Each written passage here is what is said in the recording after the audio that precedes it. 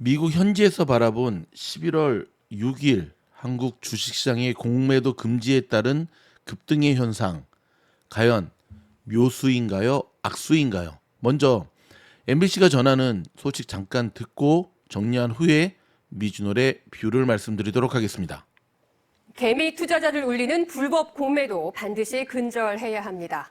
하지만 아예 공매도를 금지한 금융 선진국은 한 곳도 없는데요. 내년 총선을 앞두고 개미 표심 잡기 아니냐는 분석도 나오고 있습니다.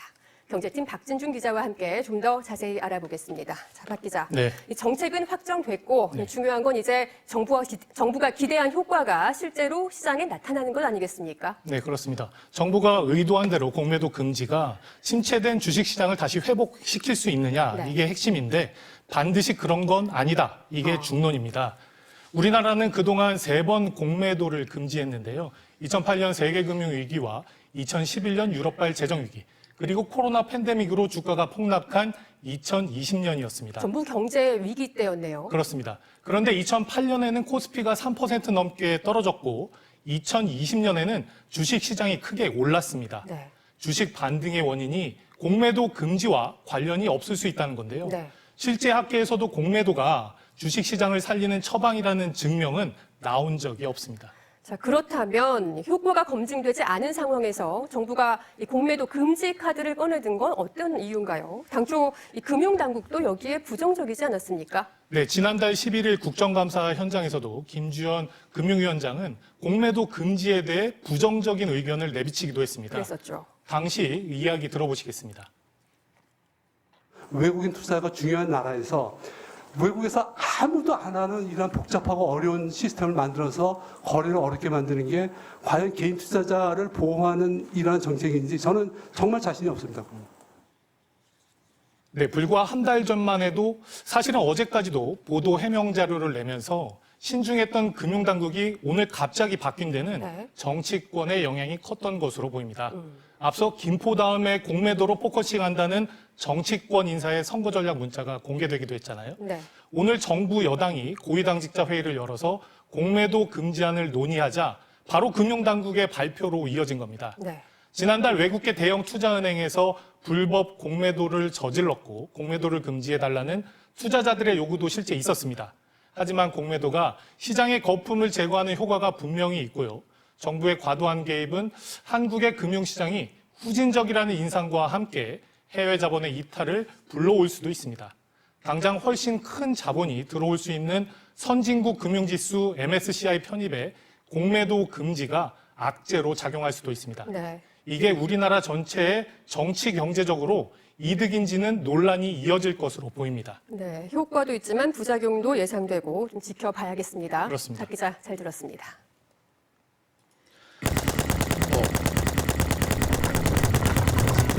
자, MBC 감사합니다. 여러분 어떻습니까?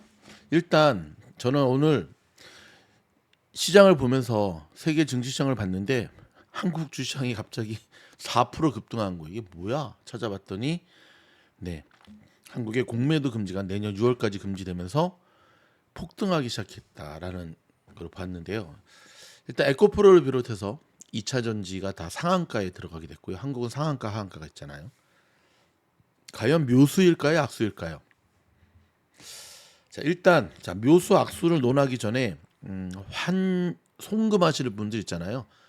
외국으로 돈을 보내실 분들 빨리 하시기 바랍니다. 환전하실 분들 이참에 미리미리 하시기 바랍니다. 아셨죠? 이게 되게 중요해요. 한국에서 미국 주식 하시는 서학개미들도 이참에 돈 많이 바꿔놓으시기 바랍니다. 네, 일단 제일 중요하고 포모는 안 됩니다, 여러분. 이렇게 공매도가 금지가 전격적으로 이루어질 줄 알고 혹시 지난주라도 한국 주식을 왜 얘기하지? 아무튼 들어가신 분들은 오늘부터 잘근잘근 씹어서 분할 매도 하시는 게 좋겠죠. 저는 악수라고 생각합니다.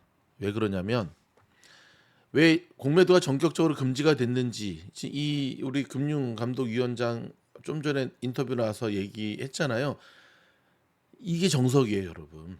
한국이 수출로 먹고 사는데 한국이 외국 자본 들어와야 되는데 불법 공매도를 근절하는 게 중요한 거지. 지금 이거는 지난번에 김포를 서울로 지금 내년 선거를 앞두고 정부 여당이 궁지에 몰리니까 뭐 선심성 공약을 계속 남발하고 있잖아요. 이렇게 하면 안 되죠. 경제는 경제로 풀어야 되는데 경제에 자꾸 이렇게 정치권이 들어오잖아요. 그럼 이거는 선진 후진국이죠. 일단 표만 되면 뭐든지 하겠다라고 하는 뭔가의 그 액션인데요. 자, 우리가 지금 들어보셨듯이 뭐 저도 예전에 한국 주식할 때 생각이 나는데 한국의 공매도는 문제가 분명히 있습니다. 제가 공매도 반대하는 게 아닙니다. 저도 근데 문제는 뭐냐면 공매도 자체의 문제라기보다는 그저 한국의 공매도의 그 교묘한 법망을 이용한 검은 머리 외국인들, 그렇죠? 일단 이런 상태에서 좀 선별적으로 나가야 되는데요. 주식도 그닥 오르지 않을 겁니다. 한번 보시면 됩니다. 오늘 이후부터. 지금 한국 주식시장을 모처럼 제가 쭉 한번 들여다봤더니 오늘부터 벌써 지금 출현하는 일들이 몇 가지가 있는데요.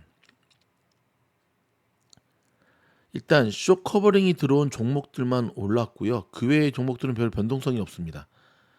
즉 증권사들이 공매도나 쇼커버링 되는 이 종목들만 여전히 2차 전지부터 시작해가지고요.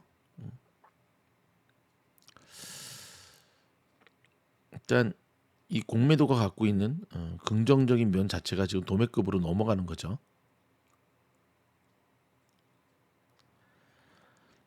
공매도 일시적인 금지법이 중요한 게 아니라 잘못된 공매도를 영구 퇴출하는 일명 무차익 공매도를 못하게 하는 영구적인 법안이 나와야겠죠. 그렇죠? 일단 뭐 오르니까 오늘 참 좋기는 하는데요. 일단 이렇게 주식시장에서의 공매도를 못하게 해도 일단은 또 아시겠지만 결론적으로 경제 논리를 정치 논리를 푸는 나라는 선진국이 될 수가 없습니다. 자, 일단 개미들이 다치지 않기를 바라고 있고요.